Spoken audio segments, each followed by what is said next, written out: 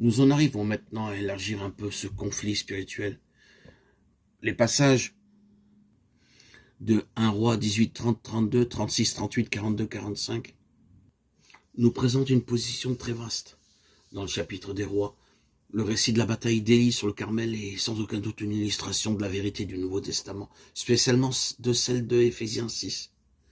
Ces deux choses sont unies comme le symbole et la vérité, la partie et la contrepartie. Ce qui leur est commun aux deux, c'est que la sphère du conflit se trouve dans les lieux célestes.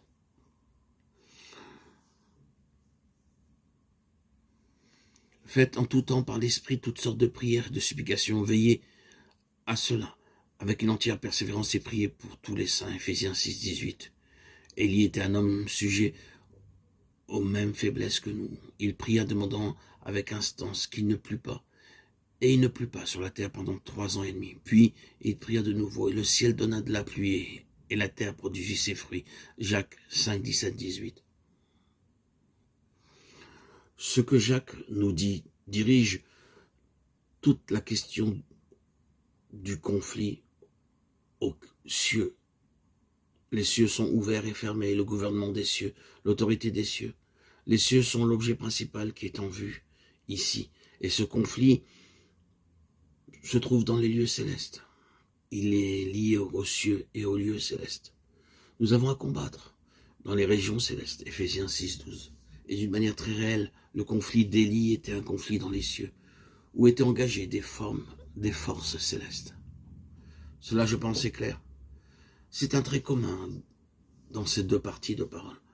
Ce conflit spirituel particulier dans lequel vous et moi nous trouvons, frères et sœurs bien-aimés en Christ, lorsque nous entrons dans le dessein entier de Dieu et le témoignage de Christ, et dans son issue suprême reliée au gouvernement des cieux.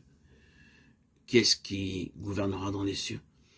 Il y a les dominations, les puissances et les princes de ce monde de ténèbres et les armées des esprits mauvais dans les régions célestes qui ont pris la place du gouvernement, les princes de ce monde.